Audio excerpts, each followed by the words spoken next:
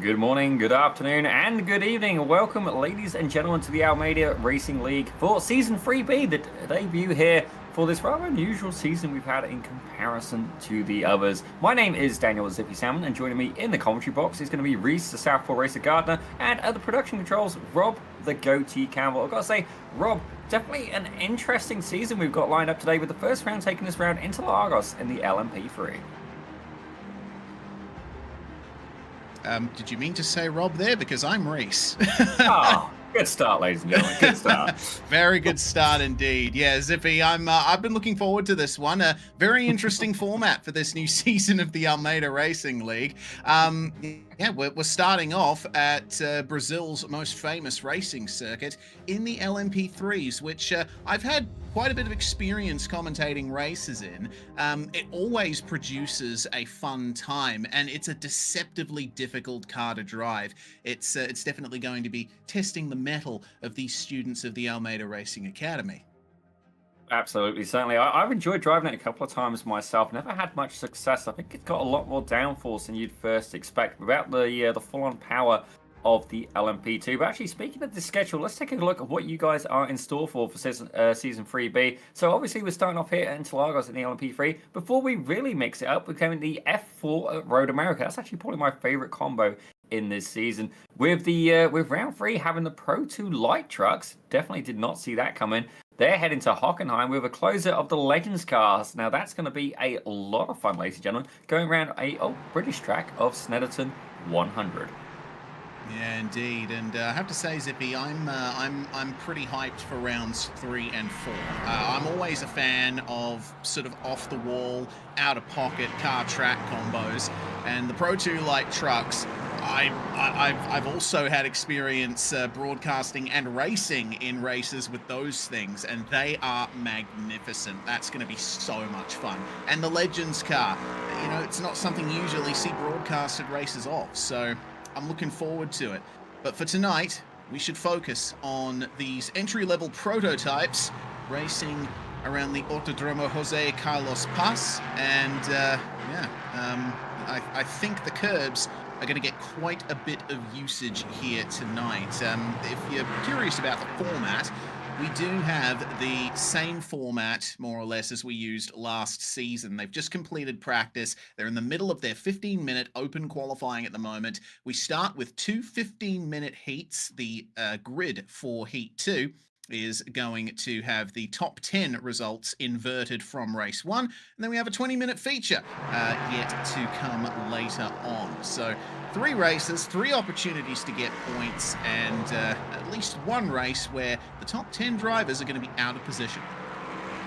Well, certainly, and I'm definitely looking forward to seeing how the Academy drivers adapt to this new metal, ladies and gentlemen. Certainly, it's a different mix. I mean, we've had the M2, we've had the F1600, and now we've got something with an absolutely insane amount more power, more grip, more downforce. It really is going to be a shocker here. We've got Brian Lockwood, one of the Academy coaches there, rocking around in that gold-coloured LMP3. But definitely some new names I'm seeing here in Season 3B, and some regular ones as well. Obviously, Leon Bentbalsen, probably the crowd favorite there. He's there in the number 23 machine, representing Team Orange this time round. But definitely a lot of newcomers in here as well. A huge warm welcome to them to Top Split. Indeed, I think Leon's going to be happy with the orange being from, I believe, the Netherlands. So I think, orange a very appropriate colour for him. Matt Larkin is also part of the orange team as well. So pretty good driver lineup for Team Orange, and Larkin is our provisional pole sitter for the moment. Actually, just as I say that, Ben Wilson goes fastest, down to a 1 minute 30.2 in qualifying. The fastest time from practice was our coach, Kane Halliburton. He set a 1 minute 29.1. That is the time that these drivers are chasing, looking for about a second's worth of time around this very difficult lap. Yeah, definitely. Interlagos, I do like driving the track, but honestly, I've never had any talent there. And ladies and gentlemen, if you're wondering where you can find some sim racing talent, I am not the man for that. I make no beefs, no bucks, as I can hear our director absolutely wetting himself in the background, and I'll forgive him for that. It's fair play. But if you do want to try and improve, ladies and gentlemen, you need to get into the Almeida Racing Academy, and certainly check that out. Check out the motor racing checklist as well. There is all sorts of wonderful course material in there that you really, honestly, drivers have been doing the material, and their I rating has been growing very sufficiently. And then not only that, I have attended some of the pit parties that these guys do. And in one of my Princess Approved combinations, it's fair to say I was humbled very quickly. Yeah, of course. You know, there's quite a few drivers here in this league who already were drivers you'd say were pretty good in terms of you know, racing and official racing on the iRacing service, and seeing their journeys, how they've improved with all the material that they've had to work with, and racing against each other, learning through the course of racing in this league. It's just been fantastic to see. You know, we've got a great pool of talent in this league, and I think it's only going to grow. Absolutely, and certainly I'm looking forward to them having this really varied schedule as well. Don't get me wrong, I do enjoy the seasons where we have had the championships, especially the team championships as well. Really interesting dynamic, and honestly, it's worked very, very well. I was pleasantly impressed, actually. You know, I had some reservations initially going in, but it's fair to say it's been absolutely incredible. But certainly, seeing this mix-up and stuff like that, I think it's going to be a good bit of fun, and we're kind of trying to get ready synced to the official iRacing season as well. But certainly for the season 4, I do have a little bit of information. I'm not going to share it on stream, but definitely going to be a lot of fun. So you still got that to look forward to as well. All right, my interest has been piqued.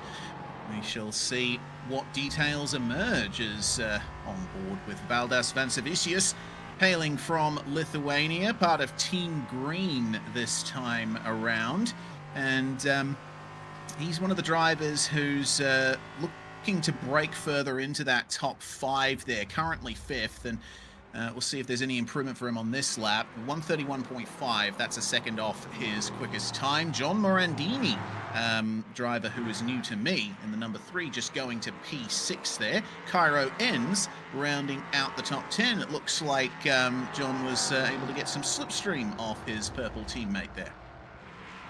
Yeah, definitely. I don't think there's a team championship for Season 3B, but definitely I do love the variety of colours we've got as well, and it keeps everything uniform. Honestly, seeing Cairo ends in a car that isn't red is actually a little bit confusing at this point, but that's just force of habit. We're just used to seeing him in the F1600, which I've got to say, actually, Reese, reviewing it as well, just on your own opinion, you know, F1600s, M2s, you know, which was your favourite season out of the pair of those?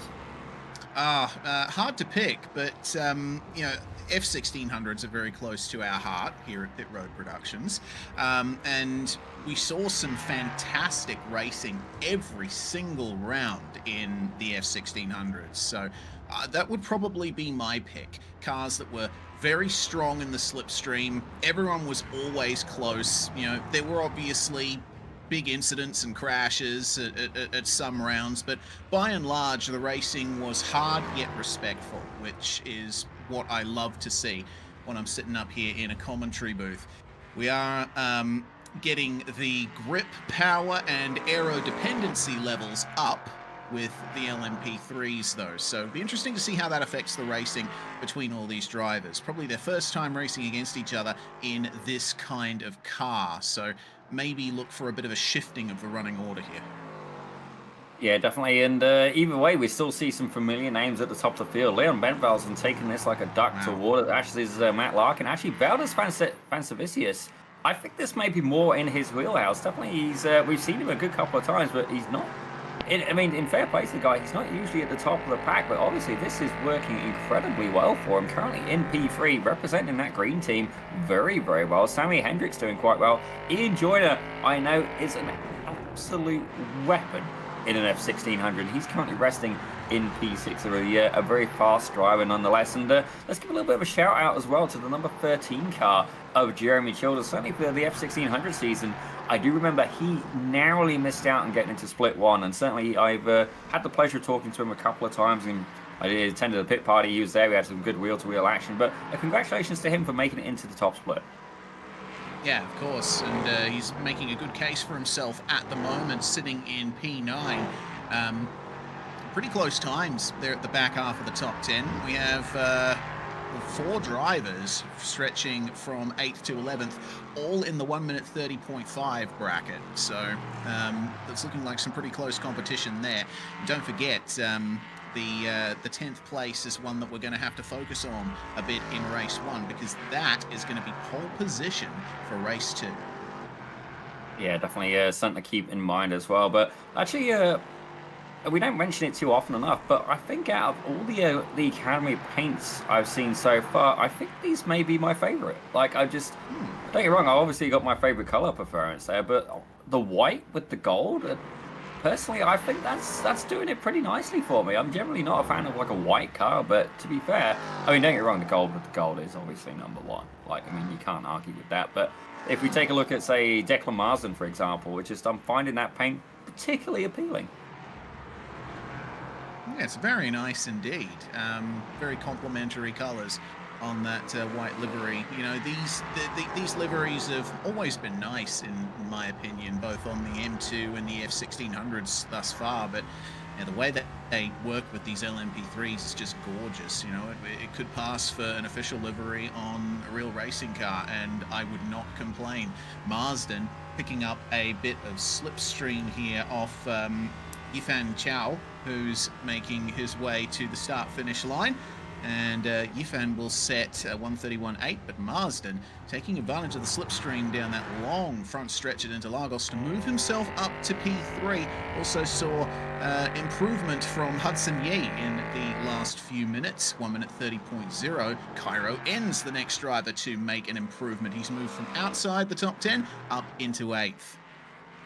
Absolutely fantastic stuff, and I'm glad to see Cairo's doing well as well. Certainly, I did feel he had a little bit of bad luck, certainly last season in Season 3B, rocking those F1600s. Had a good couple of moments, definitely had a little bit of a misfortune as well, so hopefully he can have a little bit more success here in the LMP3 today. But I've got to say, these cars looking absolutely gorgeous. Now, here's somebody who you may be familiar with, Abdullah Mahmoud, ladies and gentlemen. Now, if I remember rightly, he was the season winner for S1 in Split 2, if I'm not mistaken.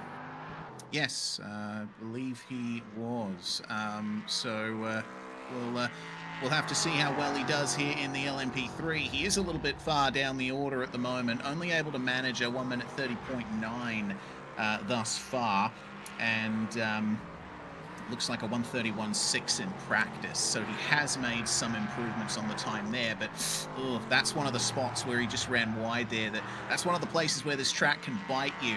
Interlagos, of course, a Formula 1 circuit, so it has nice wide flat curbs, but on the exit of turn 4 down there at Descida do Lago, you can't run too far off the curb, otherwise you will get that dreaded off-track 1X, which will invalidate your lap. Sean Haggerty up to P7 as Pascal Weil here shows us the correct line through that turn 4 exit.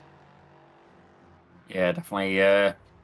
You can't get getting too greedy on the curves. Don't get me wrong, it's not just that it can unsettle a car a little bit, but saying that, the LMP3s do take them quite well, I've found, in my experience. Certainly, if I think about Road Atlanta, I've not binned it there in an LMP yet, but don't get me wrong, there's still time, ladies and gentlemen. But fair play, you know, as Reese was saying, you've got to watch those off tracks. We're going to give a little bit of a get well soon here. We've got somebody in the chat who's saying that they can't run today because they have the terrible flu. So I'm hoping that they feel better very, very soon. Certainly, being sick isn't very fun, and well, I mean, don't get me wrong. I mean, I'm a pretty sick and twisted individual, but certainly being physically sick is definitely no fun. So here's to a warm recovery.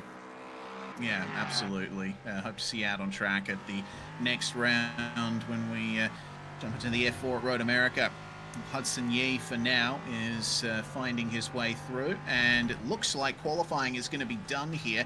It is, of course, a multi-race server, so there's a hard cut to the end of qualifying. Snap your fingers, and everyone is gone off the racetrack and getting ready for the grid for the first race of the night. This is going to be a very competitive one with Leon Benfelsen starting on pole position. Hudson Yee joining him on the front row. Team Orange locking it out. Declan Marsden, third place alongside Ian Joyner, who made a late improvement in the session. Matt Larkin rounding out your top 5, starting alongside Pascal Weil. Sean Haggerty and Valdas Vansevicius will round out your top 8, with Sammy Hendricks and Cairo Enns rounding out your top 10. We have a look at P11. You got Earl Dunk, the New York driver there, alongside John Morandi. He's there taking P12. Jeremy Childers takes P13 with Adam Mika in 14th. Rafael Romansky, that's the name that we were pleased to see. Welcome back. He's there in 15th with Thomas Niemenem. My apologies there in 16th with Abdul Rahman in 17th. Brian Lockwood, the coach, is there in 18th. I'm thinking he was probably going to black flag himself and start at the back with Yanis in 19th. Yofan Kyo in 20th with Andrew Calabrese in 21st. Kane Halliburton in 22nd. And Mark Frederick, the Benelux driver, in 23rd. Yes, I believe Yanis's last name, Theophanopoulos, is a bit too long for our overlays to contend with. So we do apologize for that one. And Tuomas in the number 4, his last name is Nieminen. I have Finnish blood from a few generations back, so I think I have an affinity for those Finnish names. Regardless, we will see what the drivers have to deal with when they come round for this race start. A shorter formation lap at Interlagos, starting on the run up to Ferradura, which is the start of the real twisty section of this lap. You'll get a slow motion tour through the complex of hairpins that defines this circuit. It's a circuit of two halves, really, Interlagos. You've got the entire run from Junsal, the last real proper corner, all the way round to Descida de Lago at turn 4, and then this infield section of the racetrack where I think there's going to be a lot of overtaking opportunities. I definitely think it's going to be a very, very spicy circuit indeed. And I'm seeing a little bit of a pattern here at the front of the grid, and it goes with orange, ladies and gentlemen. Certainly the top 5.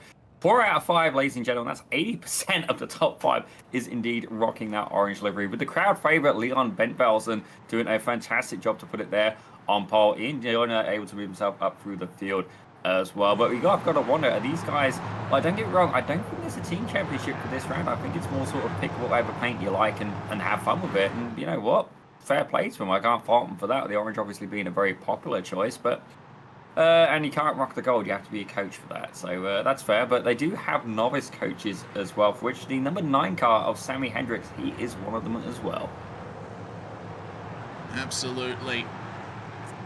Rounding their way around here and getting ready for the call to the green flag. The pace car will jump into pit lane, and then the start will be controlled by Leon Bentvelsen. It's a comparatively short run to turn 1 here compared to other tracks of its caliber. So you're going to be seeing them get on the brakes pretty early, but there's going to be a lot of late braking at turn 1 here. If you're trying to defend, you brake really deep into the corners, but you can make moves around the outside at turn 1 here. So maybe we'll see a couple of those when they make their way down the hill for the first time. Yeah, certainly turn 1 is definitely going to be a very opportune moment to try and make a pass, certainly, especially with this long straightaway as well. It's obviously it's a Brazilian Grand Prix circuit as well, so certainly some of you guys may indeed recognize this from basically the big racing circus that travels all over the world. But ladies and gentlemen, wow, that is a busy start. This is not going to end well. That's got to be a record. How many we got there? 6 wide, 7 wide? Oh my gosh, I have a feeling turn 1 is literally going to be a bag of Skittles, but Leon Bentvelsen makes it round. We've got a spinner there. Not really surprised at this point. And oh my gosh, chaos, panic and disorder. Looked like Brian Lockwood may have got caught up in that as well, but a few do indeed emerge victorious. That has got to be the most absolutely crazy start I have ever seen. Yeah, that's incredible. Wow. Hudson Yee was the one who really brought all of that out there. He just got, I think he actually caught the rear corner of Ian Joyner, and that spun him around in front of the entire field, and they're all just trying to take avoiding action there. Unfortunately, we've lost Sean Haggerty, Adam Mika, and Abdul Rahman Mahmood from the race as a result of that, but a clean start for Leon Bentvelsen, as there's a spin for Cairo Ends, it seems. We'll get a replay of the start here. Joyner was very quick on the uptake there when the green flag was called. Mahmood, he had spun before turn 1. I think that was a separate issue to everything that was happening in front of him. I'm still trying to take in this whole grid at this point. Like, that is the busiest start I've ever seen. You see, it looks like one of the purple cars getting a little bit of a nudge in there, and then literally it is just a well, I think Skittles is definitely the way it went on that one, and definitely a few people who, for lack of better words, will not be tasting the rainbow of victory on that occasion. But it's worked out very well for Leon Bedvelsen in that number 23 machine. He's out there in front, currently rocking about a 1.2, 1.3 second gap over the 21 of Pascal Whale, doing a good job as well. Actually, the field surprisingly still quite close together, but I can say that number 18 car of Eldonk currently have a meatball flag as well. Yeah, looks like Earl was potentially involved in a couple of problems, and well, we see what happened to Haggerty there. It looks like that's actually, oh yeah, that's on the exit of turn 2, sort of through turn 3. You see the rear end of the car was destroyed there. This is what happened to him. So he made it through the incident that caused the big wreck, but it looks like he suffered some understeer there through turn 2 and ended up catching Joyner, potentially. Unless that was a different driver I was looking at there in the orange car. But, yeah, quite a few victims out of turns 1, 2, and 3 thus far. Well, it's definitely been very interesting so far, and I'm still trying to get over that race start. I'm going to be saving the replay for that one. That was absolutely incredible. Actually, I'm looking forward to seeing how Swelio reviews that one as well. I don't know if I'd want to be on reviewing that one. Certainly from a stewarding point of view, absolutely not. That's why we don't get into doing race control, ladies and gentlemen. Certainly not voluntarily anyway. But right now, there is a hard charger in the number 22 car of Yifan Chow. They're currently up an absolutely astonishing 13 positions. Fair play to them, as a couple more incidents have indeed occurred, but Leon Bedvelsen just setting the fastest lap. Yes, indeed. Leon Bedvelsen, like you say, has taken to this car like a fish to water. You say that, no. I think he's binned it. Yeah, oh no. Well, I don't think I can call that a commentator's curse, because it happened right before I said all of that. Bedvelsen lost the rear coming into turn 1. Oh dear. Well, he's back down to 5th now, as Joyner and Hendricks went by him. Kane Halliburton as well has been having a few adventures, very late on the brekes into turn 1, locking up and going for a spin himself to avoid all of that. Of course, if a coach ends up spinning you and they get a penalty, you'll get championship points if that system is carried over from previous seasons. So obviously, they want to avoid giving that kind of advantage to the students. Yeah, certainly Mike Sargent was probably the biggest person for liking to have a battle with the coaches. I remember it very, very fondly. Certainly, he put the elbows out so wide, as you see there.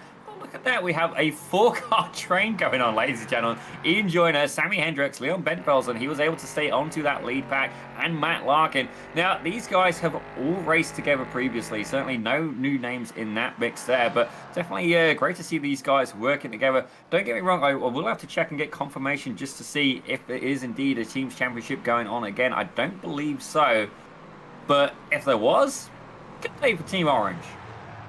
Yeah, indeed. Lovely to see them flying in formation like this. Of course, we've got to remember that Bedvelsen is the fastest of them all there. Oh my goodness, Yifan Chow defending from Brian Lockwood, or at least attempting to. Lockwood getting around the outside of him in turn 1. Looked like they were running the ragged edge there in the battle for 7th place. Looks like Chow is making his way a little bit further up. This is how Brian Lockwood got it done. One of our coaches here, and well, he got onto the racing line coming into turn 1. Bit of a lock-up from Yifan there, and geez, the rear end was dancing around for Lockwood, but he managed to get that move done very nicely. That's why he's the coach in this circumstance. Yeah, definitely the LMP3s are indeed bringing a fresh set of challenges here. As you see, Pascal Whale, he's currently out there in front, a new driver to the, well, the new driver to Pit Road Productions, and definitely able to make this car work. Now, we have been wondering a little bit about the car. We've driven it a few times, but there is indeed no anti-lock brakes. So certainly that does indeed make a little bit challenging. So if you're wondering why you're seeing these little puffs of smoke, little jets of expression, you could say.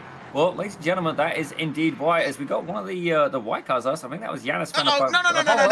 No. More contact there as Tumas Nim. Oh my gosh, Neiman. This is not a good day for Neiman. My apologies. Yes. I'm going to sack myself from Pit Road Productions with these pronunciations if Richie Swindell doesn't do it for me. Oh dear. Well, that incident was started by Yanis Theophanopoulos having a spin, avoiding action being taken by John Morandini, and it looks like Nieminen tried to thread the needle between the two of them, and ultimately it didn't work out for him. Keep our eye on Morandini for this one. He had to check up and run over the curb, and then Nieminen decides, I'm going to go for the inside, but no, Theophanopoulos was still there, and unfortunately he's gotten some extra damage out of that one. The other thing, obviously you need to be careful in these cars of lighting up the rears. I do believe the LMP3 has traction control, so you got to be careful not to slide them too much out of the corners, otherwise the TC will kick in and make the slide even worse. There's also some further subtleties to driving this car when it comes to downshifting. One thing that I've noticed in broadcasts of LMP3 that I've done in the past is that drivers often have problems turning in when they're downshifting. It's apparently very easy to induce a compression lock in these cars, which is basically when you downshift too quickly and the engine basically locks up the drivetrain, the rears lock up and you spin. So potentially we might see a bit of that here in this race.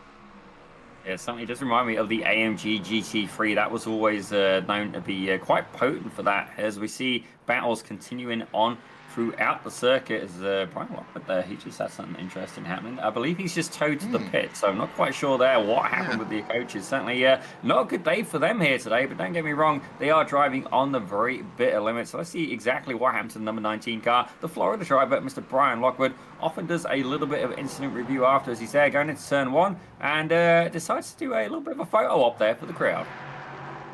Yes. Well, got on the brakes a bit too late into turn one, decides, okay, it's all done for me now. So the coaches are going to have to wait until race 2 to really make that challenge to the students here. This battle for third is still on here between the orange cars. Ben Vilson has not been able to really make any moves on Hendricks or Joyner. And if anything, they've lost time to Matt Larkin, who is currently the fastest car on the track. He holds the fastest lap at a 1:30.0. 1 minute 30.2 or thereabouts is what he set on the last lap. He's picking up the slipstream off all three of these guys in front of him, giving him a big boost down the straights. And, well, we'll see if he can make some moves going on here. Pascal Weil and Valdez Vansevicius, meanwhile, they've responded well up the front. They just set 1 minute 30.0s as well. Pretty much matching what Larkin has been able to do. So there's good pace from the top two and from Larkin in sixth. Question is, how are those? How's that orange quartet going to work out here? Yeah, I don't know if these guys are going to be fighting amongst themselves or if they're going to try and catch up there to P2 and catch up with Valdez Vansevicius. Certainly, I'm really happy for him to see him doing so well here at P2. I'm nothing but happy for the guy. Certainly, he's raced hard a good couple of seasons, and it'd be great to see him get on a podium, as I'm seeing that Sean Haggerty has indeed cleared a meatball flag, so that's good news for him. As I've got a hiccup there, ladies and gentlemen. Leon Benvelsen, though, moved himself up into P4. Indeed. We'll leave Zippy to stand upside down and drink a glass of water, and I'll lead you through the next 30 seconds or so of action, as Ben Velsen has made his way up into fourth, making that move on Sammy Hendricks, and now his next target will be Ian Joyner. Coming down to Junsao, the final sort of slow to medium speed corner of the lap before you're flat out all the way to turn one from here, through these left-hand kinks and then through this lovely blending left-hander which is called Subida dos Boxes, and then the final kink cutting across the pit entry here on the way down to the start-finish line. Lots of speed being carried by these guys. I'm seeing speeds of over 250 kilometers per hour on the way into turn one. And well, this is looking like a fun time between the orange cars, but they are not making up any time on Valdez Vansevicius up ahead of them. They are keeping him in their sights. However, they're not quite able to run fast enough to catch up. Yeah, certainly. It gets very interesting when you start getting in these team dynamics here. If you want to try and you know, you want to try and gain ahead, you really need to have the guy at the front having that lead pace, having that advantage, and able to pull you up ahead. As we got a quick replay here with Mahmood, let's see what happened to the number 20 machine here. Just gets a little bit off track, unsells the car, and a bit of a tag slapper. And oh, I thought they was going to keep it out the wall, but I will say this though. We've seen a couple of the rear clamshells come up, and I actually got to check out the engine bay on these LMP3 yet. But certainly opening up the opportunity on the rare occasion one of these drivers gets it wrong. Yeah, indeed. This thing has a sort of low-revving, throaty American V8 behind the driver. So they do produce quite a bit of power here, the Ligier JSP320. It's a lovely little car, and it's obviously a fun time racing this thing. Keep checking in with our leader, Pascal Weil. He's still running those sort of mid-1 minute 30s, and I saw the rear end chattering just a little bit on the way into turn 1. He's going to have to try and manage that as Valdez Van Servicius takes the fastest lap of the race. First driver, along with Ian Joyner, to get into the 1 minute 29s on race pace. Yeah, these cars are definitely starting to get a little bit quicker. The fuel line is indeed getting a little bit lighter. And I can confirm, ladies and gentlemen, there is indeed no team championship. And honestly, I get it, Bubba. In some ways, I'm a little disappointed because I just love how it's become one of the key features of the Almeida Racing Academy is that it's incredibly close there from Ian Bentbels. And certainly the 24 and the 23, they may be numerically following. But if they get any closer, we're going to have to get into decimals. Certainly, Leon Benbaz are looking to get to position 3.5, looking at how close he was just then, but definitely backed off a little bit there. Ian Joyner maybe a little bit nervous, but definitely from my experience, not a driver who is easily shaken by any means. Very, very comfortable behind the wheel as he's there, currently residing in P3. Sammy Hendricks actually up 4 positions, but I'll have a quick look now. The hard charger is indeed still the number 22 of Yifan Kiao. Yes, from 20th to 10th thus far. Very well done indeed from Yifan. And we're only going to have a couple more laps to go here, if not this being the final lap. Looks like that's going to be the case, because Pascal Weil just crossing the line with under 1 minute 30 on the clock, which is a lap around here. So white flag is out, and that means that things are going to start increasing in intensity. There's Barney doing his job up there on the flag stand. Yifan is keeping John Morandini and Yanis Theophanopoulos at bay. But things are starting to get leery here in the orange fight. Ben Velzen has moved up into 3rd. Joyner back to P5. Something's gone wrong for Ian Joyner off of turn 3, I believe. And he'll be put back to the back of this pack here by Larkin if the move can be completed through Ferradura. And there we go, Larkin. He's just about completing the move, but you can take the outside line. It's so many corners around here. Joyner's trying desperately to hold on to this. Yeah, these guys that keep going side by side, I wonder if they do actually understand that you can go nose to tail, but fair play to them. I love a good battle. As we see Pascal Weil, he's been doing an absolutely fantastic job, starting back in about P6, ladies and gentlemen, currently resting in P1. One of the few drivers rocking the purple car as well. Definitely no teams championship here today, but a great debut here at the Almeida Racing League. And not only that, a great debut on Pit Road Productions as well. Bringing the 21 car across the line in P1. You're going to see Valdez Van Servicius. He's there in 2nd. Very proud to see him get that with Leon Bentfels and the crowd favorite in 3rd. Hendricks in 4th and Matt Larkin there in 5th. As we got a quick look at this battle at the end, I got to say it was fantastic so far. Ian Joyner versus Matt Larkin, I believe. Yeah, but it went wrong for Joyner. He spun on the outside of Bico de Pato. There's the name of that hairpin. So, yeah, unfortunate there for Joyner. Has to settle for 6th.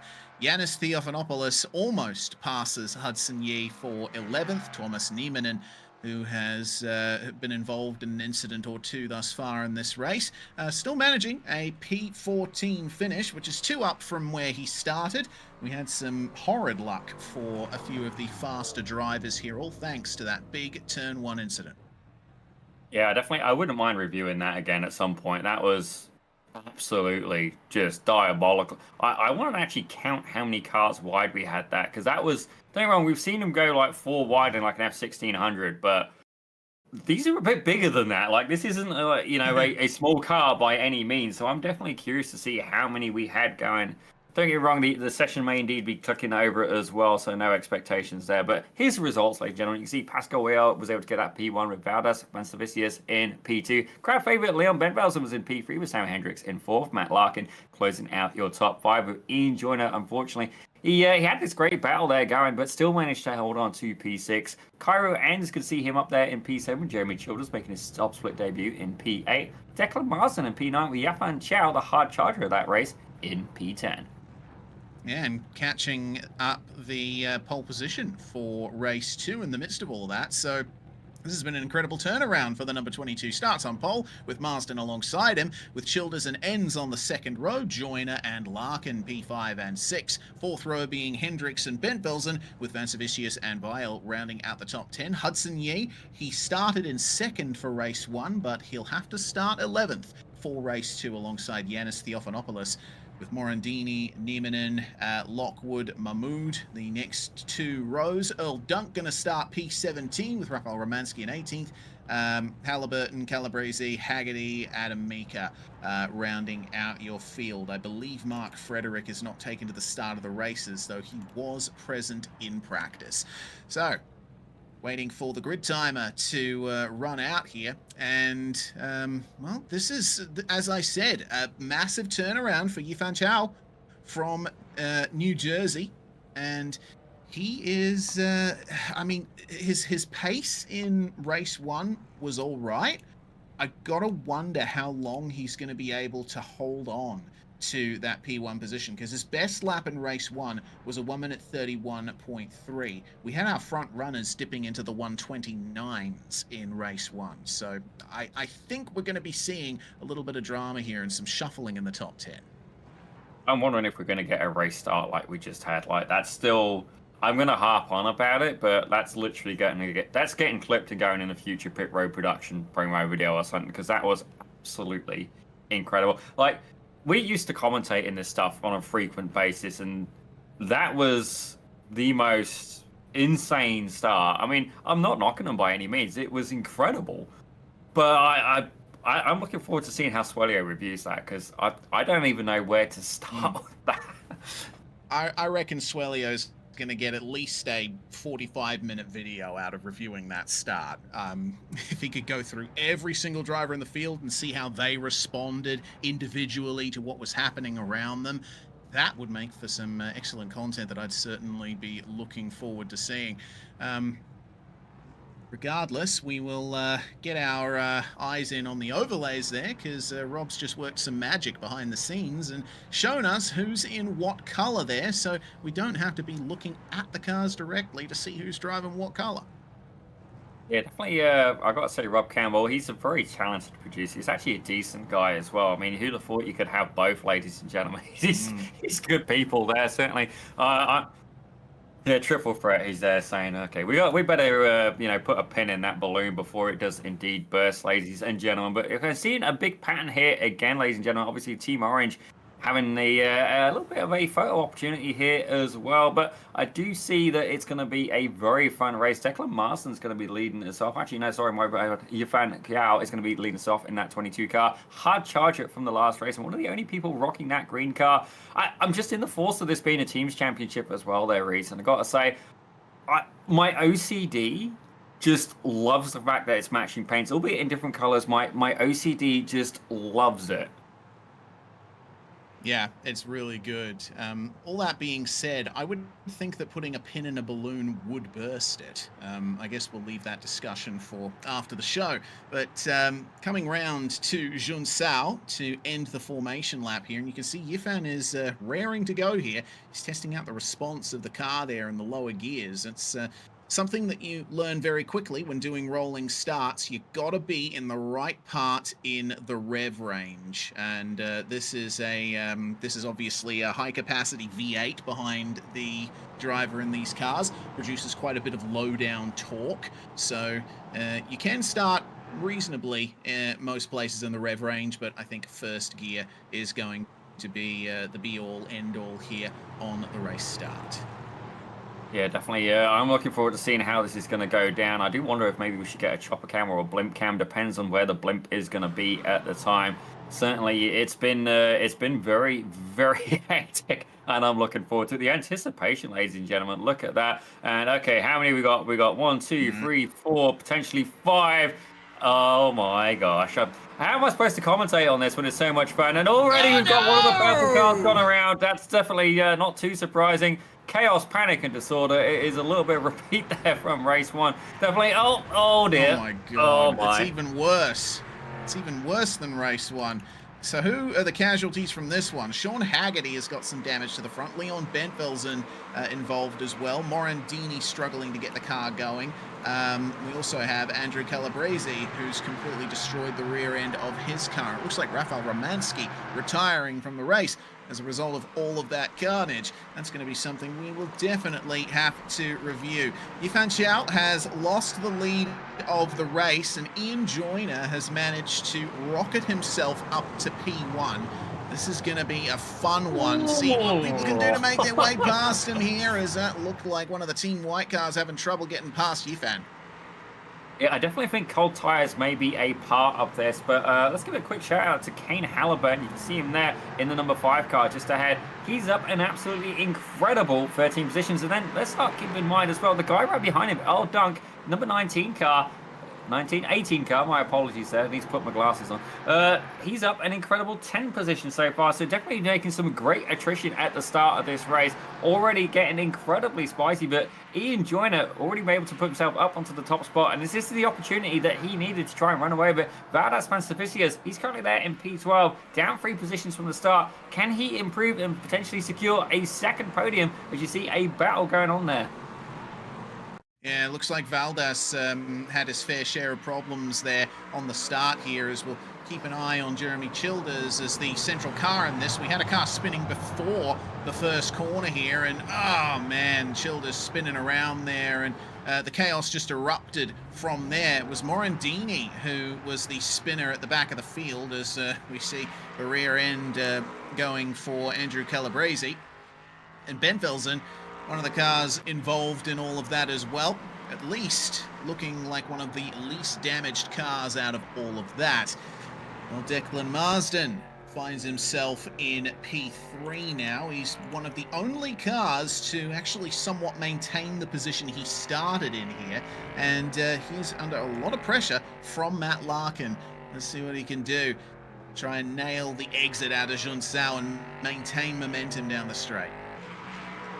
Yeah, definitely. I've just had an interesting thought race, and it's one that we haven't actually mentioned yet during this broadcast, but the LMP3 has a, for lack of better words, a very claustrophobic seating position. Certainly it is not for everybody. Certainly maybe we can get a little bit of a cockpit view here. This is on the, well, I would say the passenger side of it, ladies and gentlemen, but obviously I don't think you're really taking passengers in an LMP3 car too often. There we go. Thank you very much, Rob.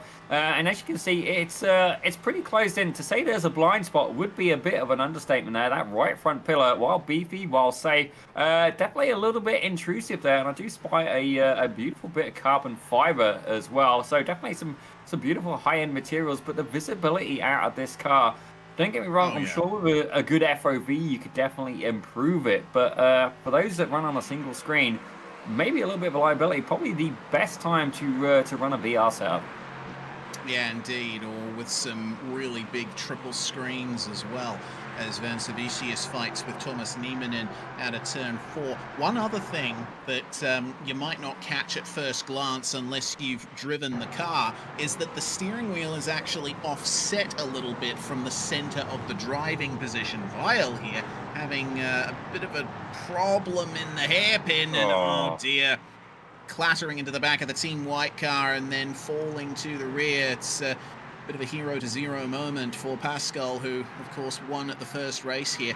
But yeah, as Kane Halliburton makes his way around Matt Larkin here on the run down to Junsao, one of the things that you'll notice about this car is that offset in the steering position. It's much like how the LMP2 has the steering slightly offset. If you look very closely, look at the entire screen, you'll notice that the steering wheel is actually a little to the right of where you think it should be.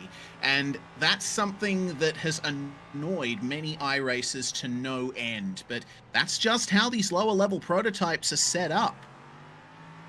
Yeah, definitely is a little bit different. I do wonder if they could make a center seat version, but then again, I'm also probably thinking of something like a Radical SR3, SR8, or indeed an SR10. Definitely a fan of those machineries. The Cairo ends going side to side here with Declan Marsden. Now, I did see a little bit of contact there. You have got to wonder as well. I can remember Swelio doing a video or a course about, the safe way to have contact, and I've just seen a little bit more of it, as it looks like they're going to go 3 wide. Certainly, Kane's putting a nose in.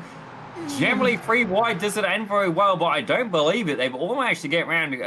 Halliburton comes out emerging, and look at that, Matt Larkin going for a move as well. Cairo ends getting hung out to dry a little bit there, fights back into the left-hander. Beautiful camera work as well, but it looks like this battle is going to continue. Certainly, Interlagos providing a lot of side-by-side opportunity. Yeah, oh no, I've just seen problems for Vansavicius and Chow. They have fallen to 15th and 17th now. I mean, a great battle that Larkin was able to take advantage of there, but this just happened. Yifan making his way into the right-hander. Does he get clobbered from behind? No, loses it by himself on turn-in, and that ends up turning around Valdes Vansavicius as well.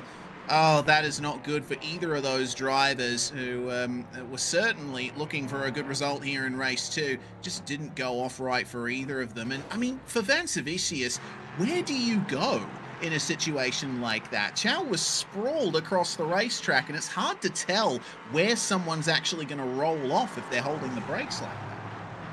Yeah, he definitely did everything he could do there. You could see he was hard on the brakes. It was just a little bit of an unfortunate tap there for Chow. And don't get me wrong, he'd already started to lose it. Nothing that, at that point, I think he was along for the ride. And honestly, if you're thinking about hardware as well, it's at those moments where I find that having the stronger, the more higher-end wheelbase starts to come into play. Something if you do need some sim gear, check out either Logitech or indeed Podium One, who do indeed support spoilers. We see another car gone off there. I think that's Mahmoud there, the number 20 car. Definitely not adjusting to the LMP3 as well as he would have liked. As we're seeing a battle going on here between Yanis Theophanopoulos and Adam Mika. That's a big slide from Pascal. Oh, that is huge there. Weil once again with a big spin. Fortunately, the tarmac runoff in that area saved him. And now Adam Mika has the back end of the car just shoot off like a rocket. And that's going to aerodynamically compromise his car. At least the engine will be cooled nicely, but that's far from ideal. There's your view of the rear end of that car, Zippy. You can clearly see the V8 configuration of this car. A very complex rear suspension setup. Nice big diffuser on the rear of these things as well that provides a good amount of downforce through the floor, but Adam Mika will have that at the back of his mind here. He just wants to recover something from this race that has not gone his way. Yeah, definitely a little bit unfortunate. Well, I did enjoy taking a look at the engine bay. Certainly, I have been known to work on cars. I'm even licensed to do it, ladies and gentlemen. I'd say these things happen. Who'd have thought? But interesting racing so far. Leon Bentvelsen. I'm hiccuping again. Leon Bentvelsen looking to try and recover. Currently down 3 positions from where he started. But the hard charger right now is indeed Kane Halliburton. He's up in P2, about 0.4 of a second behind Ian Joyner in the 24. Indeed, and Kane Halliburton is just about to pressure Ian Joyner for the lead here. And this is going to be a fun fight for sure. We've just ticked over the halfway mark of this race. And it's been a huge run up through the field from Kane. Of course, he was one of the many drivers who DNF'd race 1. This is another view of Adam Mika, whose troubles seem to have continued there. Rear end already unstable through turn 1, and through turn 2 just decided to let go on him again. I think there might be some aerodynamic properties of that sort of rear shell of the car that are obviously absent at that point. Checking back in with Valdes Vansavicius, who's trying desperately to recover something from this race. The number 87, coming off that podium in race 1. There's plenty of varying fortunes here. Up ahead, a change for position. Sammy Hendricks has put Newman back into 8th spot as Van Savicius stays in the slipstream with Theophanopoulos. Hendricks here finding his way out of turn 3, and he's got quite the gap ahead. And I've just seen Leon Benvelsen has had an issue as well, so we might have a lot of replays to go through here. Oh, man. Oh, I think that's what happened to Benvelsen. Oh, yeah. Dear. Definitely had a little bit. It looks like Pascal was along for the ride in that one as well. If we actually go from a cockpit view, perfect. Look at that. Thank you, Rob. If we go into a cockpit view there, you can see he's just going along. Benvelsen's had a little bit of a moment. It just rolls back. Nothing he can do. Absolutely mullered, ladies and gentlemen. Yeah, that was a fair hit. And well, that's basically the same thing that lost Benvelsen the lead in race 1, isn't it? Coming into turn 1, it's already quite a difficult corner because it tightens up halfway through, and so you've got to be careful of where you actually put the car. But these machines, they have such a difficult to manage rear end. It's very easy to make that kind of mistake. Yeah, definitely. I've never had too much success in these cars. I do enjoy driving them, but I've never had the pace here. Certainly, it's not one of the Zippy-approved cars, ladies and gentlemen. And don't get me wrong, I do enjoy it, but I've just not had the pace. But you see here, Jeremy Childers getting into a little bit of a battle now. You see himself and Yifan Chow both down pretty heavily in positions for this race, but looking to try and improve. As you can see there, this battle does indeed continue. Very, very close so far. About 3 attempts, actually less than that now. The side-by-side, ladies and gentlemen, so there's going to be a battle going into turn 1. Can they get it done cleanly? You can see there, Childers up on the inside. Is he going to be able to make it stick? He's going to have a tighter line there. Incredibly close. Has the 22 car there in the way. Not quite able to get it done, and the battle continues. Yeah, so we'll flick our way a bit further up the field. Halliburton has succeeded in passing Joyner for the lead, and now the 24 is under attack from the 2. Declan Marsden trying to challenge for 2nd spot. This is how Halliburton got it done. He really likes taking it 2-3 wide into Ferradura, which is one of the more difficult corners around the track to go 3 wide, especially because that's also the narrowest point of this racetrack. Well, Joyner fought him very hard into the next corner, but Halliburton secured the inside line for the left-hander, and he's just running away with it now. It's a 3-way battle for 2nd place between Joyner, Marsden, and Larkin. Yeah, definitely going to be some more action on the go as we have just under 3 minutes to go, ladies and gentlemen. Marsden now looking to try and move himself up into P2. You see Ian Joyner just ahead. Very strange seeing Ian Joyner in something that isn't an open wheel car. I've got to say, it's a little bit confusing for me. But right now, Marsden is definitely applying the pressure. See Matt Larkin, he's lurking a little bit further behind, but it's got pressure there from Cairo Ends. That is a Almeida Racing League regular, ladies and gentlemen. Good to see him up in P5 in that 332 machine, and indeed in one of the few purple cars on the grid. Indeed. Unfortunately, it looks like Yifan Chow has become our next addition to the retirements list. Lost the rear end coming through the right-hander after Ferradura, and then got clobbered by Childers, who I don't believe had much time to react to that. Yeah, it's telling me as well that Jeremy Childers has got a black flag as well. Not a meatball, so Chow does have a meatball, but Childers has got a black flag, so he's plenty, has a little bit of an incident point limit at this point, as there you go, onboard shot. Not really a lot that he could do in that thing. He's along for the ride, but Cairo is currently resting there in P5 as we go back to Ian Joyner in the 24 car. Marsden looking to try and take away that P2 from him. It is indeed a battle for the podium, but they've got to keep in mind as well, lurking just that little bit behind is Matt Larkin. He's about 2 seconds back, at least on this lap. If these guys start fighting, he can be very quickly into that battle as well.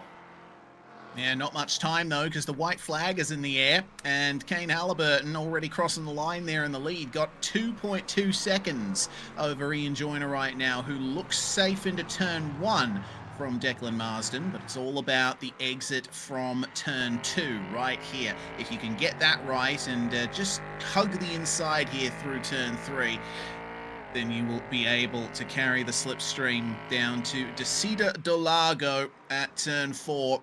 How late do they get on the brakes? It looks like Marsden making up a ton of time on the way into the corner, but seems that Joyner is focusing on his exits here. Yeah, certainly There's some interesting discussion regarding corners, as you see there. That's even closer again by Martin, but I do have to feel, especially at this track, there is going to be a tactical time to make a pass, and I wouldn't say that was the spot to do it. As there's contact, I had a feeling it was going to happen, and Martin coming off a little bit worse there in the number 2 car, definitely damage on the right front corner. And if I'm not mistaken, he is indeed going to tow that car. Here's another look at it here. You see Joyner's gone a little bit deep there, but not quite the room that Marsden was looking for. The UK and Irish driver sadly retiring to the pits. Definitely a high-risk maneuver, but good news there for Matt Larkin, who's managed to move his way into P3, as we're looking at Kane Halliburton, one of the Almeida Racing Academy. He is one of the coaches, and you can see why, ladies and gentlemen, with an I rating of almost 8,300, it's fair to say he's had a very good race, up 18 positions, rocking the fastest lap as well, as he's also just black flagged himself. So fun stuff there. That should put him at the back. It may indeed mess with our results a little bit, but a good race there by Ian Joyner as well. He gets the P2 with Matt Larkin P3. As we see Earl Dunk now, he had a good race as well, up 12 positions. So excluding the coaches, the hard charger for that race. Yeah, really good race from Dunk there. He should be very happy with his performance there. I think the same for Hudson Yee, who started towards the back of the field, as well as Thomas Nieminen. Abdulrahman Mahmoud is going to finish in 11th place, and it looks like second last of the cars remaining in the race here. Haggerty and Calabrese, after many repairs, they made their way back out onto the circuit. But Jeremy Childers, last car on the lead lap, one of the last cars running here. So yeah, it's sad to see how a race can be turned around in an instant, but we've seen that for the majority of drivers in this field here. Check it out, and across the line go the Team White cars, and that will be race 2 run and done. Now we prepare for the 20-minute third race, which is going to be coming up after the 5-minute warm-up session. Very entertaining night so far. Yeah, definitely. These race starts have been absolutely diabolically interesting, and I'm sorry I keep harping on about them. But here's a look at the results. Now we are going to put Kane Halliburton. He did black flag himself. He was actually P1. So take this with a grain of salt, ladies and gentlemen. But if not, we've got Ian Joyner up there with Matt Larkin right behind. Cairo ends not quite able to get in the podium, depending on how you rule those black flags. Earl Dunk, Sammy Hendricks, Hudson Yee with Thomas, Niemann. Hey, much better. They're in P8. Ladies and gentlemen, with Valdas Pansavicius and Yanis Fanopoulos closing out what would be your top 10. Yes, that's 3 difficult European names in a row there, Zippy. I do feel for you there. Halliburton classified 10th after he black flagged himself, with Mahmoud finishing in 11th place. Jeremy Childers and Declan Marsden rounding out the top 13 there. Lockwood, one of our many retirees from the race, only a lap down. Yifan Chow retiring. Same for Bent Velzenbeil, Mika, Haggerty and Calabrese. They actually made it back out onto the circuit there at the back end of the top 20, but couldn't make up any positions. We also lost Rafael Romansky and John Morandini from the field. Of course, Mark Frederick still not present in the server and unlikely to make it for race 3. Well, we're in the warm-up session now, which means it's time for us to take a breather. Let's hear from Swelio. The Almeida Racing League is growing fast. Hundreds of drivers, multiple splits, broadcasted races, and it's not just about individual winning, it's a team championship. You race with your own squad, you learn how to compete, and you grow together. And we don't throw you into the races blindly. Every week, we help you prepare with pit parties to train side-by-side battles, workshops with live coaching, 20 driving challenges with full tutorials, and even group raids into official iRacing races after the league night. For just $25 a month, this is the most complete training experience in sim racing. Join us as a member today to start your advanced training and racing with us. I'll see you. Well, ladies and gentlemen, indeed, welcome back. We're 2 races deep so far with 1 more to go. It's going to be a little bit longer now, the extra 5 minutes on the race distance. Certainly going to be a good battle indeed. Now, I do have to wonder, Reece, certainly looking at the first 2 races as well, how would you approach taking this final race? I would just hope that I make it through turn 1 and survive, because it seems like both races so far, even on the run to turn 1, there's been problems for people. And I think, again, that comes down to the difficulty that this car has on, especially on cold tires, downshifting into the first corner there. You know, the car can whip around on you very easily. Yeah, I just think I would be angling for the runoff area at the very least, because I know there's going to be something happening in front of me that I might have to avoid. Yeah, certainly. I'm thinking very much the same thing. Don't get me wrong. I'm all for some racecraft, and I generally make a lot of my positions up at the start. I wouldn't say I'm a hero or zero kind of guy, but definitely I see opportunity and I definitely go for it. But I think in this kind of scenario, I think I would honestly be hanging back and just kind of let the race unfold a little bit, and then just try and pick off a few by attrition. Don't get me wrong, if you want to be on the podiums, you need to push as hard as you possibly can. But you know, sometimes, you know, you can't just go off like a firework. You need to preheat that oven and then just, you know, have a nice slow burn, as to say. Yeah, I'd probably, compared to the first two races, I mean, it's only an extra 5 minutes, but I'd approach this more like smoking a brisket than roasting a chicken, so to speak. Whoa. You wanna take your time with this. You want to you know, make use of that extra time, and making sure that you make it out of that first lap unscathed is the first step.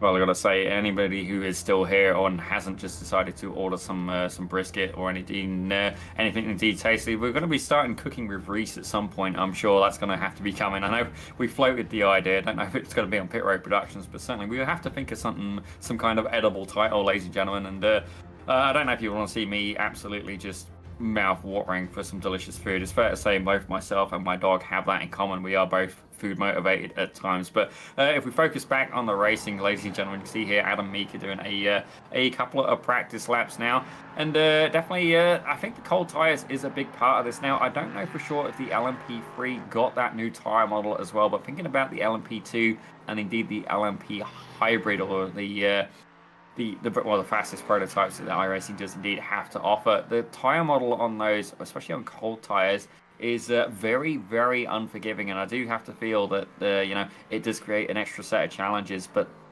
I do honestly think that this is going to be one of those scenarios where you definitely want to, you know, just try and take your time at the start, just stay alive, and then get a little bit of heat in the tires before you start to push. Yeah, I agree. You know, you don't want to be pushing too hard into turn one, especially considering you don't have an anti-lock braking system to save you in these prototypes. It's all about managing your expectations into turn one. Here's the grid then for race two. Ian Joyner going to start on pole alongside Matt Larkin, with Cairo Enns and Earl Dunk on the second row. Sammy Hendricks rounds out your top five alongside Hudson Yee. Thomas Niemanen and Valdes Vansavicius will start 7th and 8th. Our top 10 rounded out by Yanis Theophanopoulos, and we also have Kane Halliburton rounding out our top 10. Have a look at P11. You got Abdul is there. We're in P12. You got Jeremy Childers as we have a look over at P13. Declan Marsden, hopefully a better race for him. He's going to be there. Brian Lockwood is showing up as P14 with Yafan Chow in 15th. Leon Bentbelsen, he's there in 16th with Pascal Whale in 17th. Adam Meeker in 18th with Sean Hagsty in 19th. And Andrew Calabrese closing out your top 20. 21st, Rafael Romansky with John Mariandy in 22nd. And then Mark Frederick, not currently present in the session, but he would be 23rd. Yes, so no points for Mark Frederick coming out of this first round. Obviously, some other issue away from the sim keeping him out of this event. We have an end-of-line penalty already there for Kane Halliburton. I expect the same is going to be applied to Brian Lockwood, so the coaches will start at the rear as the regulations of the series dictate. There we go. Pulling out of line is Halliburton, taking his place at the rear of the grid. Of course, the whole reason that they're doing this, if you're new to the Almeida Racing League, is that there's actually an extra bonus on offer for the students here. The coaches start from the back and fight their way through the field, and for every lap that you defend from a coach, as in keep them behind you once they're within 0.3 of a second of you, you may get extra championship points. That's a nice little motivator to practice your defense skills. Absolutely, certainly. I'm not entirely sure if they're doing it for Season 3B. It's definitely a little bit more lighthearted, but in the main seasons, that's definitely something that they've had. And again, giving a shout out to Mike Sargent, he was probably the biggest stickler for being able to cash in on that. It's definitely, I did enjoy watching the defensive driving here as we see these beautiful LMP3s really catching the sunlight rather wonderfully. And yet again, seeing a pattern here. Team Orange very much up at the top of the field. Indeed, yeah, not blue, and you know, looking cold, but not exactly red hot either. I think it's a nice balance of aggression that this color provides to our drivers here as we get ready for the start of race 3 here. A bit close between our two drivers on the front row as the pace car pulls in, and the green flag will fly. Let's see how much they fan out this time. Oh, there we go. That's a nice little jump initially from Earl Dunk and Valdes Vancevicius, but looks like a bit more of an orderly start on the way into turn 1 this time. Up the inside goes Earl Dunk there as the orange cars come together. Looks like Hudson Yee and Sammy Hendricks trying to sort themselves out. Oh, don't speak too soon, Zippy. There was a little bit of contact there, and we have one car off. Dude, you gotta be careful about that. I was waiting for it to go off, Reese, and I gotta say, I'm impressed. I was thinking about, you know what, for this last race start, I would have just gone and hugged the inside and held on for dear life. But it looks like that a lot of these guys have made it through. John Morandi was the only casualty that I can see there so far. Looks like Andrew Calabrese, he may have indeed started from the pit lane. I understand that as well. Definitely something I did debate. But Brian Lockwood not actually black flagging himself. He did indeed start in P13, so he's looking to see if he can up and improve. But right now, Ian Joyner at the front of the pack. Can he stay there? That's going to be the question. That is the question indeed. And, oh, a little bit wide there for Cairo Ends. Runs up over the curb. That's going to allow Matt Larkin by him, but he should still defend from Earl Dunk. On the subject of Calabrese, yeah, he did start from pit lane. And in fact, in race 2, after that opening turns incident, he said in the text chat, pit lane is the safest place. So, yeah, he's decided to avoid the worst of it and just circulate there at the back. Maybe he'll make up some positions over the course of the race if the tendency to spin is anything to go by. Yeah, definitely. I'm seeing a couple of moves going to potentially be happening there into turn 1, maybe a little bit back further through the field. But right now, Matt Larkin is indeed, he's resting in second place. Got a little bit loose there. Who's gone through there? That's Niemann there in the finish driver in the number 4 car. He's definitely going to have a slowdown for that, but thankfully able to avoid any car contact, available to keep that car rolling. As oh my, somebody's just gone very wide there in the background in one of the white cars there. Definitely the scenic route. But you can already see Kane Halliburton has made his way up through the field already. Currently resting in P13. Yes. He's got a sea of green ahead of him here, getting up the inside of Adam Mika, coming into Ferradura. His next target will be Valdes Vancevicius, as Valdes and Yifan Chow were having a rollicking good time, side by side between Declan Marsden and Adam Mika, with Pascal Whale there in the midst of it all. Pascal on a bit of a recovery here. He's already up 3 positions from where he started. Speaking of positions gained, Leon Benfelsen currently up into 7th, 9 positions gained. It wasn't a very good race 2 for him, and he missed out on victory in race 1. So this is going to be one final chance at showing what he can really do in this car, in which he seems to have some really good pace. Yeah, he's definitely got potential. Let's find out exactly what happened to Sean Haggerty. I thought I saw a little bit of puff of smoke earlier on. Here's the number 17 car. And, yep, he's just gone... Okay, that doesn't look like a driving error. That looks like a abort mission. So, obviously, something's come up for Sean Haggerty. I'm hoping everything is okay in the real world for him. Definitely these things do indeed happen. But right now, we're on board here with Earl Dunk in the number 18 car, making a great debut so far. Yeah, doing quite well. He's got Sammy Hendricks right behind him, and if the F1600 season was anything to go by, Sammy Hendricks is one driver, once he appears in your rearview mirrors, you think, oh, here comes a little bit of trouble. Not to say he's a dirty driver, but he certainly loves to go for those moves. So Earl's going to have to keep an eye out for that. Hendricks is measuring his pace for the time being, though. Not going for a move unless it clearly presents itself. Mark of a very good sim racer there. Let's see if Hendricks can break into the top 4 here. He's definitely more confident on the brakes than Dunk is. Yeah, definitely. He's not a man who's going to pass up an opportunity. We'll put it like that. And I definitely feel for him. But I do have to feel, certainly here at Interlagos, it is a tactical time to make a pass. Sure, you can pass in that later section in the middle part of the track. But here, I think, is the time to make it really count. Certainly, you see some beautiful camera work here by Rob Campbell. But they're getting ready to come down that start-finish straight. And I think this is the move to go for. You want to get tucked in as tight as you possibly can. Ideally, hug that inside line. And you got to say, you know, is he going to pay off? And that's exactly what he's doing. Hendricks there on the inside. Is he going to be able to get it done? A little bit of a wiggle there from Dunk. And, yep, Hendricks manages to sneak by up into P4. Well done there. Textbook maneuver at turn 1. Also saw Joyner and Larkin side by side in the braking zone for the lead of the race. Turns out Larkin is really starting to pile on the pressure here on the number 24. Well, Joyner, for the time being, has, I think, the lead in terms of round points, potentially. It's going to be difficult to decipher how all those points are going to stack up, just because the results have been so varied for everybody from race to race. But a 6th and a 1st thus far, I believe, might just beat a 5th and a 2nd with Joyner versus Larkin's race results so far there. Cairo ends, joining the battle promptly. So let's see if the Team Purple car will be able to find his way through further up the podium places. Yeah, the Canadian driver, I do actually wonder whereabouts in Canada he is. Don't get me wrong, I'm out in a part of the world where nobody tends to really care about it, ladies and gentlemen. Let's be real, Nova Scotia is not known for having great racing heritage, albeit we do have the wonderful Atlantic Motorsport Park here. So we've got a quick replay from Brian Lockwood. Let's see what's happened to the number 19 car. Definitely my favorite paints on the grid. I do enjoy the gold, and it looks like a little bit harsh on the power. Don't get me wrong, Brian Lockwood, very capable driver, but the LMP3, perhaps not on his Princess approved list. No, looks like he lost the rear on turn-in, actually. That's the thing with this car. Often you'll find that the rear end is breaking free a lot earlier than you'd expect, especially if you're watching the car from the outside. I think Lockwood had already lost it by the time that he got to the middle of the corner there. Well, regardless, that's going to be towards the back for Lockwood.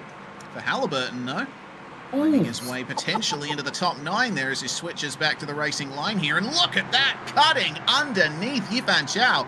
That is a magnificent maneuver. Yeah, that was definitely a little bit of a shocker. I didn't see that one coming, but Halliburton definitely surprise for Chow there. As you see, Vance has had a front row seat for it. Let's take a quick look here of the replay. So he goes, gets it, cuts it under. I gotta say, yeah, absolutely beautiful move there. Perfect timing. Beautifully done. And it looks like Ian Joyner's lost the lead. Matt Larkin found his way through. Looks like Joyner actually ran a bit deep into the heavy braking zone after Ferradura.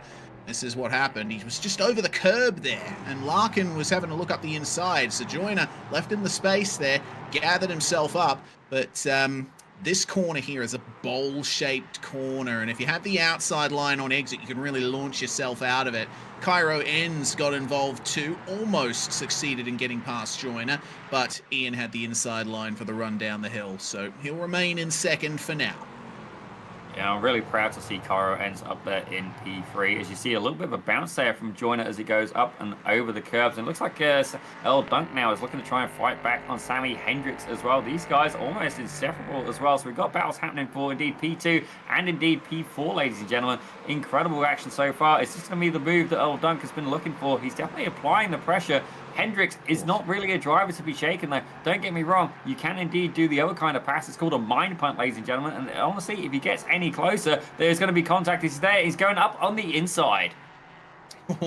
Inside at Ferradura, and Sammy Hendricks immediately recognizes it's not going to be a good move if they ran side by side through there, but he tries to come back at the next braking zone. Contact between the two of them.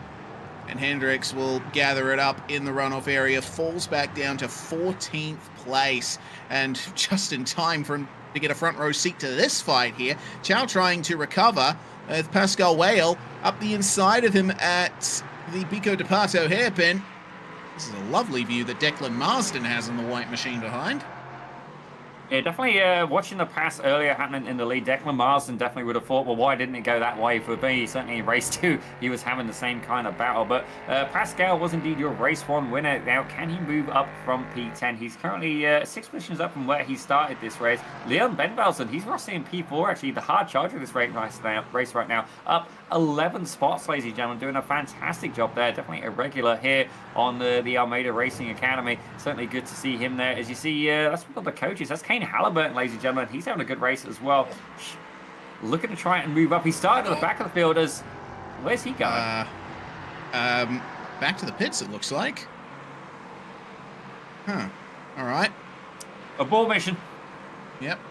Messed up the exit of turn 2, and it seems big problem there for the number 5. Well, Halliburton will take no further part tonight, I believe.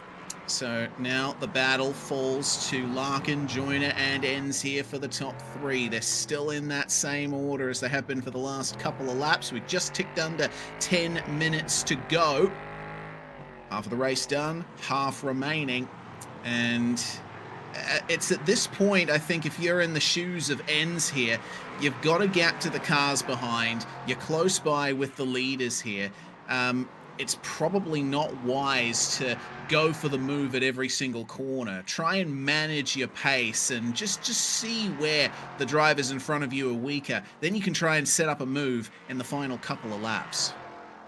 Yeah, that's exactly the same technique I would be having, Reece. Certainly, Ends is... he's no slouch by any means. His I rating actually is quite similar to mine, but he's a lot more talented. I'm not going to deny that. He's about 2,300 I rating, and the 2 drivers ahead of him, Matt Larkin's rocking about 3,700, with Ian Joyner just around the 4,500 mark. So certainly to be able to stay with these guys is incredible talent nonetheless. And I would do exactly the same thing. I would just try and stay with them. It's not worth the risk at this point. Don't get me wrong. He's got about a 3-second gap. As I say that, looking to maybe make a move up on the inside of Ian Joyner. He's certainly thinking about it. He's applying some pressure. It did seem a little bit half-hearted there. I wonder if he's just trying to play a little bit of mind games there to the 24. Oh, there's going to be no mind games here as Marsden gets into the top 10, passes Adam Mika there, and Sammy Hendricks will continue his recovery from his earlier spin here, finding his way through on Abdulrahman Mahmoud just moments ago. What will Adam Mika do here? Needs to place his car here. Hendricks is... lock up for Mahmoud there. Hendricks is obviously very aggressive on the brakes. He's just stomping on that stop pedal. I get the feeling it might be harming his exits a little bit, though. He is obviously very quick, but yeah, we'll have to wait and see if there's anything more to come here from the number 9. I will expect him to at least move up a few more positions before the race is done. Just needs to manage that. Yeah, definitely carrying a little bit too much curb there, but we return to the lead battle. It looks like Ian Joyner now is looking to try and challenge for the lead. Cairo Ends has dropped back a little bit now. He was very close. He's now about 1.3 seconds back, so he's got to hope that these 2 guys fight. Now, remember, there is indeed no teams championships for Season 3B. The guys have picked the car paint based on exactly just personal preference, and I got to say, fair play to him. The orange obviously being a very popular choice, not actually stereotypically what I would have thought was people's favorite colors, but definitely working well on this LMP3. But the thing is, can Cairo Ends stay with this pack? He's closed the gap down to about 0.8 of a second now. He needs to stay with them, try and keep himself up and away from Leon Benvelsen. Yeah, Benvelsen is looking mighty quick. He has the fastest lap of the race, and 1 minute 30.086. That is the official fastest lap. Pascal Weil did run faster, but he got an off track on that lap, so it doesn't officially count for his fastest lap. So we've got drivers further back in the field who are looking rather quick. Benvelsen has clear air. Hudson Yee and Earl Dunk. Oh no, Joyner spun! Oh, that was like a hard hit as well. No, it was pretty light. To be honest with you, he just got a bit unsettled here coming down the hill. Maybe took a bit too much curb on the inside, and the rear end just said no, thank you, and he slid off. It was a mild bump into the tire bundles, but it could certainly have been worse. Yeah, definitely not what he had in mind, and that's put him back down into P10. Now, I do have to wonder, is that car going to have any damage? It did look like the left rear corner took a little bit of hit. Yeah, he's gone into the pit. So Ian Joyner, definitely not the result he was looking for. But good news there for Matt Larkin now. He's moved up into P1 with a 1.3-second gap. And you see Leon Bentvelsen now back on the podium. I know the chat's going to be very happy about that. Certainly, again, a huge thank you to the cheerleading squad here for the number 23 car. But he's going to have to keep it clean and try and capitalize on this opportunity. If you look back behind Bentvelsen, it's about a 3.6-second gap to Earl Dunk. Yeah, and Bentvelsen's pace is looking great at the moment. He's the first driver to get into the 129s in this third and final race. But he is far away from all of this mess. Abdul Rahman Mahmood contending with Brian Lockwood there, who's found himself in P11. Adam Mika still holding on to the final position in the top 10. Marsden has left him far behind. But these 5 cars here, we have Mahmood, Hendricks and Childers bringing up the rear of this. Still unclear exactly how this order is going to pan out. Well, definitely, still with 5 minutes left to go, a lot can indeed happen, as this looks like one of the best battle groups we've got going on, and certainly we've got one of the coaches in there as well, Brian Lockwood, lurking there in P11, trying to apply some pressure there to Adam Mika just ahead, who actually, Adam Mika up an incredible 8 spots so far. Actually, hard charger right now is indeed Leon Bentvelsen. He's doing a very, very good job up in P3. But this is going to be the textbook move. You see Lockwood coming up on the inside. Can Mika fight back? I don't know how hard I would fight. You see there, Abdul Rahman Mahmood looking to try and apply. He's gone a little bit deep there, and that's going to open the door for Sammy Hendricks, who's now trying to go around the outside. You can see Childers lurking in the background as well. This is going to be an incredible three-way fight. Oh, it certainly is. But there's going to be no benefit to slipstream for either of these 2 drivers. Who's the last of the late breakers? Hendricks round the outside on the racing line, gets it done, runs a little bit wide out of turn 4 to complete the maneuver. I suppose that's an off track in the bank that he can make a withdrawal from. Moving further forward, Valdes Vansevicius holding on to P6. It's been a good recovery from him after what happened in the second race, and there's lockups happening everywhere you look. It's very easy to do in this car. Yeah, definitely the lack of ABS of a car of this kind of caliber does indeed present a set of challenges. Certainly, you can make some adjustments in the sim as well in your hardware, but definitely a lot of it's muscle memory. It may feel a little bit different to what some of these drivers are expecting. Initially, you want to apply a good amount of pressure and then actually back it off as you get into the slower speeds. Otherwise, you will just basically lock up and skid the wheels. That's a late defensive move there. As Pascal looking to go up on the inside. It didn't pay off the defensive move as, oh, that's gone a little bit deep. That's Thomas Niemann there taking the scenic route through there. But it looks like Pascal was able to get that position stolen away from Vansevicius. And fair play to him. It was definitely a hard-earned pass. Certainly was. I think Vansevicius, trying the weave a little bit to block the advance of Pascal, but the door opened to the inside, and the 21 went, yes, please. Now he's right on the back of Hudson Yee and Earl Dunk.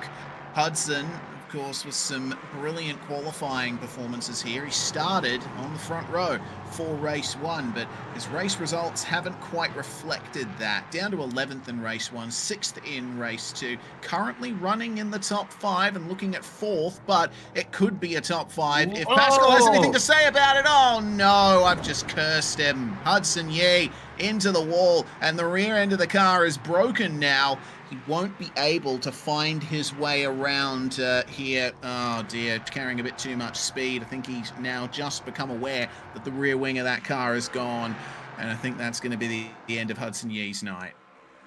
Yeah, certainly. As soon as I saw that rear wing disappear, I'm like, okay, that's going to be the end of him. And definitely a little bit unfortunate. Very very easy to spin these cars both on the throttle and off the throttle, and definitely a unique set of challenges. Gets a little bit of a lock up there. I do wonder if he had a little bit of contact with the back of Earl Dunk there. I do wonder if that helped him go around a little bit, but as soon as that wing checked out, I had a feeling that indeed his car was going to do the same. Let's take another quick look here. Maybe we go for a cockpit cam or something like that. As you see, as he heads into the right-hander, he does get incredibly close. Yep, definitely a little bit of contact there on the right rear corner, and just unsettles the car, and around she goes.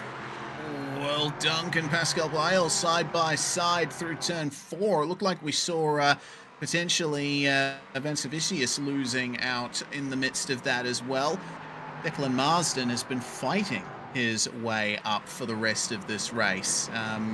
Remember, it was only a few laps ago that we saw him breaking into the top 10. It's been a great run for Declan here in the final few minutes. And, well, we've got 40 seconds remaining on the clock. Matt Larkin just about to come out of the final corner in P1. It will be the final lap this time by as the battle for 4th continues. Now Bentvelsen and Whale are both up 13 places.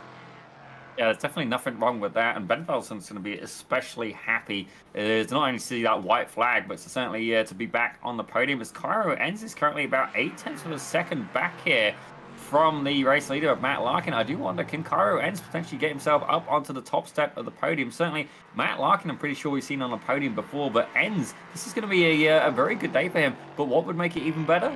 Being on the very top step. Certainly. Well, Cairo ends with the new fastest lap there, and he is absolutely blinding in his pace right now. Defensive line for Earl Dunk here, but Valdes Vancevicius has the momentum out of turn 3. A little bit of a wiggle on the way in for Dunk, and he's going to spin around, almost collects Thomas Niemann in there. But Niemann put his car in exactly the right place at exactly the right time. Weil now up into 4th place, and Marsden rounding out your top 5. That is fantastic stuff. See what kind of gains Enz can make on Larkin here on the last lap. Yeah, definitely he has dropped back a little bit. The gap was about 0.8 of a second, but these drivers may indeed be stronger at some parts than others. But I do think at this point, to catch up a second in that straight is going to be very challenging. He's going to have to go terribly wrong there for the 1-1-1 of Matt Larkin, as Cairo Enz will be making, I believe, his first time up on the podium. Damn proud of him, the Canadian driver. Fantastic stuff. But ladies and gentlemen, the American driver, it looks like it's a Nissan 350Z going sideways, ladies and gentlemen. Fair play to him with that. Probably, I think it's 3.5 litre V6. He's he manages to take the win with Cairo Enz in second. And ladies and gentlemen, the crowd favourite, Leon Bentvelsen, is going to come across the line in 3rd. Fantastic stuff for the podium. As the Pascal there, he's going to come 4th with in 5th. Ladies and gentlemen, Declan Marsden. Yeah, lovely stuff from Marsden. Vancevicius winning the battle for 6th there. And Earl Dunk, he'll be none too happy with what happened on the final lap there, or a lap or two. Yifan Chow as well, having some trouble in the midst of that. Andrew Calabrese had a very quiet race, starting from the pit lane, but picking up positions purely by surviving where others didn't. And that's going to be your final finisher here today. Interlagos really turning it up as Larkin wins for the first time in the season tonight, with Cairo Enz in 2nd place. Bentvelsen was a 3rd, a 16th, and a 3rd from his results tonight. Weil managing to get into 4th place, with Marsden rounding out your top 5. Valdes Vancevicius in 6th. Then it's Niemann, Lockwood, Mika, and Hendricks rounding out your top 10, with Earl Dunk finishing down in 11th. Could have been a solid top 10 for him, with Mahmoud finding his way to P12, with Childers, Romansky, Morandini, Chow, and Calabrese, your final finishers there. Ian Joyner, unfortunately, making a mistake at the end of the lap on one of the laps, just past the halfway point. Destroyed the rear end, unfortunately. Couldn't make it around. Classified a lap down, with Ye 2 laps down. Halliburton, Haggerty, Theophanopoulos retiring from the event. In the final race here today, well, Zippy, looks like we have a couple of drivers getting ready for a chat up here, and it looks like the first one you pulled in is Cairo Enz. Well, I gotta say, Cairo, what an absolutely fantastic result for you today, and I believe it's probably your first podiums here at the Almeida Racing League. I gotta say, a huge congratulations to the Canadian driver yourself. But tell us a little bit about how this LMP3 felt around Interlagos.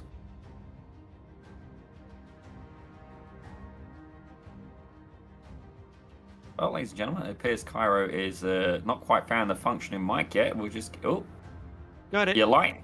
Oh, there we go, Cairo. Welcome back. By all means, can you hear us? Okay. Yes, I can. Sorry. So, yes. As for the question, started off this week kind of rough. Normally I run open setups, so moving to a fixed setup, I felt like the car understeered like an absolute pig. It took me a little bit to get to grips with exactly what the car needed in order to get the rotation down. The pit party helped out a lot. I was actually starting behind Kane during one of the pit party races, and I noticed he was using the track very differently from the way I was doing it. I adopted my line to what he was doing, and I cut off 4/10 just from that. And then going into the race here, I don't know what happened. I pulled off an extra 4/10 over my previous best, and yeah, it feels good. Feels good to have a podium. Everybody here has been driving really fast, and it's great to race with these guys. Yeah, definitely. It did appear that the race starts were indeed a very hectic moment. You've been able to emerge quite victorious, but I gotta say, it's great to see you up here on the podium. Damn proud of you. Certainly, I did feel in the F1600 you were hit with a little bit of bad luck. It's almost like a black cat ran across the racetrack every time you had a race, and I did feel for you. But Cairo, before we let you go, is there anybody you'd like to shout out? Shout out to everybody at the Almeida Racing Academy, especially Brian. I had a coaching session with him late into last season. I've actually used some of what he taught me there today, and it's completely transformed my racing. So if anybody needs a coaching session, hit up Brian. This guy is amazing. Also, shout out to everybody watching, my family, and yeah, shout out to you guys for your amazing productions. I always enjoy watching it. I always watch it after the race. Oh, a huge thank you there to Cairo. And just to let you know, you had Canadian Cutting Edge in the chat cheering you on as well. Probably a friend or family member of yours. By all means, share around these the links to these broadcasts. We have got absolutely no objections to those being absolutely everywhere. But ladies and gentlemen, your P2 feature winner, oh my gosh, feature P2 in the LMP3, Mr. Cairo Ends, the Canadian driver in the 332 machine. Thank you, guys. Indeed, brilliant stuff from Cairo Ends. The next driver that will jump in with is, of course, Leon Bentvelsen. Leon, the pace that you had in this car looked very good. Unfortunately, the rear end didn't quite agree with you a couple of times tonight. Yeah. Thanks. Yeah, it's so much on the limit. One little bump can throw you off. It's really difficult driving this car, but a lot of fun. Yeah, it looked like you had a ton of fun out there. And, regardless of your troubles handling the rear of the car, you still got 2 podiums out of the races here tonight. So a really good start to Season 3B for you. Yeah, thanks. Yeah, not bad considering the last one almost from the back. So good points. Glad. Yeah, as you should be. What are you thinking about the next car track combinations? We're going to Road America and the Formula 4 for the next round. I reckon that's going to be a draft fest, and you'll certainly still be in that sort of stiff wings and slicks sort of mode. Yeah, I'm really curious. Just like the LMP3, it's gonna be my first time driving the F4, so I'm pretty hyped to see what it's gonna give me. Yeah, we're very hyped as well. Congratulations on your results tonight, Leon. Is there anyone you want to thank while you're here? Thanks. Yeah, everyone, and especially you guys for giving such a good broadcast every time again. So good to keep it up. Well, thanks very much, Leon Bentvelsen there. We'll let him go and celebrate his double podium here in races 1 and 3 tonight. Zippy, I understand we may have Matt Larkin next up here. Well, I got to say, Matt, a huge welcome to you, and a fantastic job, able to win the feature race. Tell us a little bit about how Interlagos went for you. And those race starts are a little tricky, huh? You're telling Yeah, me. I wasn't. I was falling back more than I should have on the race starts. The first two I think were good. I just was trying to survive. But even the third one, I just got like, my timing wasn't right to get going there, and I lost a spot. But it's really just trying not to die at the beginning, and then just hanging with people. And then I think our pace is so similar, the up front here, except Kane, of course, that it's just better to kind of just hang behind somebody and just try to pressure them and wait for them to have a wiggle or something, and then just be ready to kind of pounce on the opportunity when it arises. Yeah, definitely a very valid technique as well, and certainly one that I've generally liked to employ on multiple occasions. But I gotta say, those race starts, you were 100% right. It was some of the most incredibly tight pack starts we've ever seen here on Pit Road Productions. I believe there may have been 6, if not 7 wide at times. I'm gonna have to go check the broadcast and count. That's how many cars wide it was. But Matt, coming into this, tell us a little bit about the Academy side, about how you guys all prepared for this race. Yeah, so this is kind of a little different season than we're normally doing. We have different cars every week, different tracks, of course, and but it's very similar in what we're doing. We're having a workshop Monday, and they're teaching us something about either racecraft or finding some pace, and maybe specifically this week, like learning a faster car like this and being comfortable with it. And then and then we have a challenge video we review that Kane makes for us. That's ultra fast and breaking it down for us so we can figure out how to go faster. And then we have like open practice sessions where everybody can jump together and practice racecraft and go for fast laps. And then we have pit parties where we all go out and battle each other, and we do like a little side-by-side practice throughout the whole track for a few minutes together. So it really helps us get ready for a good clean race as much as we can. And then we can run officials all week obviously too, and it's great to use the skills you're learning for the car track combo throughout the week and take that in officials. And then we do our race Saturday, and then Sundays we all get together and join the officials at once. So that's fun to do after the race is over. Definitely a lot of good reasons to join the Academy. Don't get me wrong, there's multiple iRacing leagues out there, but this is the only one I know where you literally have a coach showing you the way to be faster, and then not only that, you got the materials, and in the usual season you have the team championships as well. But Matt, we're going to let you go. Congratulations there on getting that main feature win, and we're looking forward to seeing you next week in the Formula 4 at Road America. Awesome, thank you. See you guys. Well, ladies and gentlemen, that was Matt Larkin. Great to have him up here in the booth. But that's just about going to bring it to a close here on Pit Road Productions. I got to say, Reese, what an absolutely action-packed afternoon, morning, evening, wherever you may be, whatever time zone you may be. I don't mind, ladies and gentlemen. Certainly, I just appreciate you here being part of the journey. But what an absolutely fantastic event that was. Yeah, indeed. I'm really looking forward to the next round. Road America, Formula 4, it's going to go off. And the LMP3, I'm glad to have called another race in this car. It's a fantastic car to drive. It's fantastic to watch the racing in it. And, we're seeing a lot of varied results from this first round. So I think this is going to be a very tight championship fight. Absolutely, I couldn't agree more, and certainly my experience of certainly doing F4 in officials usually ends in carnage, ladies and gentlemen, so I have a feeling it may indeed be a spicy one. But I think that's going to be it from us here on Pit Road Productions, and indeed, if you're watching on Swelio's channel, thank you very much for tuning in as well. Be sure to check out the Academy, and absolutely check out Swelio's materials as well. If you want to go faster, ladies and gentlemen, why not start with the guy who started as a pianist, then became a sim racer, did coaching, made a course, and now literally went and won the Real Radical Championship in real life, and now drives in IMSA. I gotta say, if you're looking for a reference, it doesn't get much better than that. But ladies and gentlemen, thank you very much for tuning in, and we'll see you at the same time again next week. The Almeida Racing League is growing fast.